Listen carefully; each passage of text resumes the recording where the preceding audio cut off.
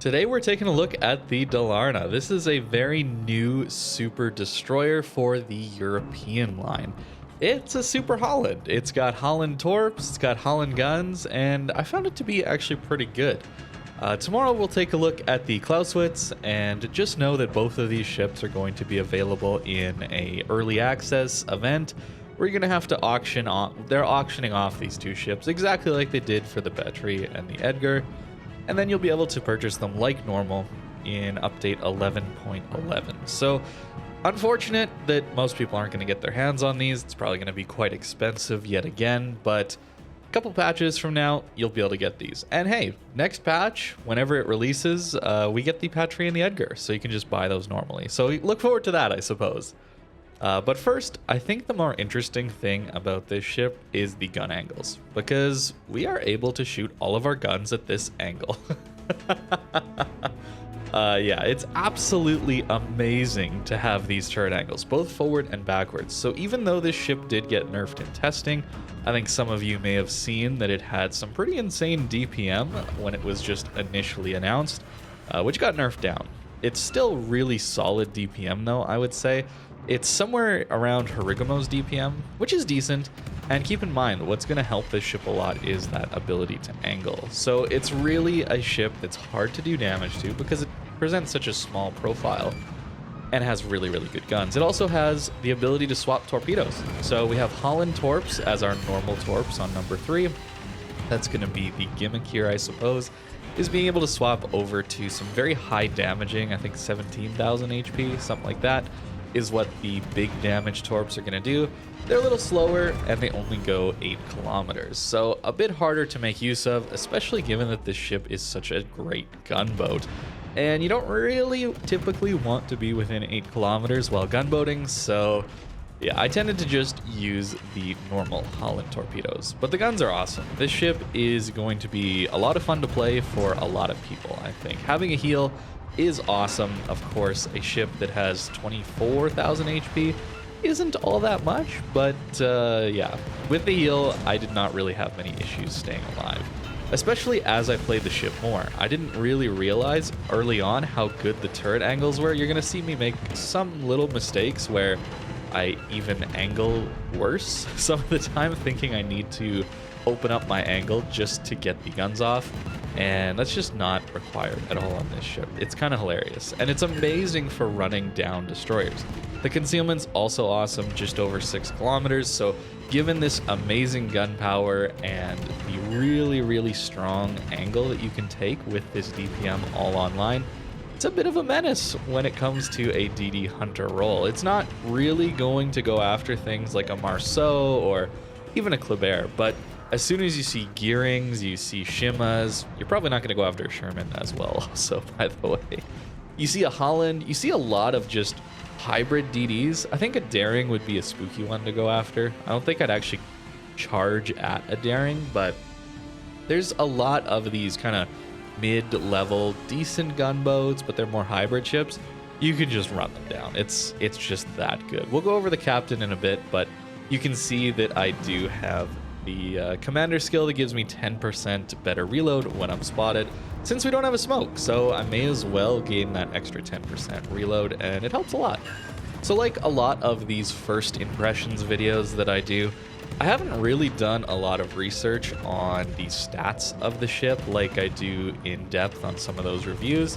I just try to go out and play the ship and see how it feels as far as a comfort level. And the recommended build that Wargaming goes with is a bit of a torpedo build, and I can see that working. I have a lot of fun with Torpedo Halland. You get an extra turret to actually fend off some more gunboat DDs if they come after you. But I like this gunboat a lot, and I find a lot more consistent games come out of gun builds than torpedo builds. I suppose that some of those torpedo shimma games where you just get an insane amount of torpedo hits can happen. The absolute peak is insane. But a lot of times, things are a little more passive these days, right? People aren't just pushing down the middle of B in their Neptunes, first off. I'm not sure what happened. In the next game, you're going to see a Des Moines push into that cap. I was playing on EU here, so maybe that's the meta over here, is to just charge in. I'll have to play a little bit more on this server then, because I do love me some close-range brawls. I certainly wasn't expecting those. But a gunboat typically is going to be a little bit more consistent than a torpedo build, in my opinion. So that's why I've gone with that. And combined with this really amazing concealment, this ship becomes a very strong space or area contester, both in cap control and then in matches where there's not caps like standard battles. You can just control whole flanks of the map because you're not getting outgunned by very many DDs, and you're definitely outspotting anybody that can really outgun you. So you control basically all of your engagements. You decide when to engage and when you can just stay dark and keep someone spotted and run away to your teammates. That control is so nice. I really, really like that in a destroyer where I dictate the engagement. That way I can take the most favorable trades possible for myself. We do have a speed boost here. It's a pretty decent one, but this ship tends to feel a little bit sluggish. I got a bit of a clip later on just to show the turning radius. It feels like a bit of a slower DD. It's not the slowest DD, but repositioning, you're not a Marceau, you're not a Kleber, right? This is definitely on the slower side. So keep that in mind when it comes to this ship. Also notice how bad the shell arcs are. This is a build involving some range upgrades, not the maximum, but a bit of range upgrades. And it's possible that that's not the way to play this ship, since it does take a lot of lead when it comes to those longer distances. I could see more of a close range gun torpedo build working. That way you could make a bit more use of the higher damaging torps. I'm gonna have to play around with that a little bit more. Because with this playstyle, I really only found myself using the standard Halland torps. 180k in this one, pretty good battle impact, I would say, given that we were kind of controlling caps, going after DDs. But this one was the real weird one, where I just kind of had to full send into some destroyers. Because look at this matchmaker. Yeah, one battleship. Yeah, kind of odd. A carrier as well in this one, and yeah, we pop defensive fire, the planes just melt. So a lot like Halland, it seems like there's good AA on hand here, which is nice for a ship that doesn't have a smoke screen, right? That way you can actually flank with this ship in carrier games and do okay. I don't know if you want to be fully solo against carriers, but it's a really comfortable feeling to have this kind of AA in your back pocket to at least deal with those carriers. Another reason I tend to use the longer range torpedoes over the shorter, higher damaging ones is like this, where I dump some torps through a cap zone, thinking maybe I'll hit a DD or something. But the torps have long enough range that we're hitting that Petro all the way out there. They don't do the most damage, but there's always opportunities for more torpedoes. As far as the AA though, I was thinking about playing around teammates and making use of my AA in that way. It's really, really nice to have that option to help your teammates. And if you're playing a European DD, Halland, especially this Dalarna as well, it's really useful to just turn your AA on and help your teammates. The DPM, of course, is just awesome. And you're seeing in this match, especially once we go after the Halland that's over here, just a bit of a spoiler, this is where I really want you to notice the turret angles. It's so powerful. A lot of the DDs that have this DPM don't have these turret angles. They don't have the ability to turn their turrets relatively quickly as well. The turret traverse is decent. No 360 turrets here, unfortunately, like some of the other European DDs, but it's still pretty decent as far as the turret traverse. And the DPM, like I said, it's a lot of fun to play this ship. And for me, that really does come down to the comfort that this ship provides. In the concealment, in the damage output, in the angling, there's no extra plate like the Ragnar has to shatter HE, so you really do want to make use of that extra angling. Those were the Halland torps there, by the way. That's how I knew he was down here, so I just charge him down. And here we go. The super ship versus the tier 10. It's really just not even close, to be honest. Halland has to go much more broadside to get its turrets off, and yeah, just look at this. We're shooting all our guns at, what, a 25-degree angle? Something like that? And you wiggle just a little bit in between this reload. It's extremely difficult to do damage to this ship. Eventually, I do decide to just kind of hold an angle and kill this Halland.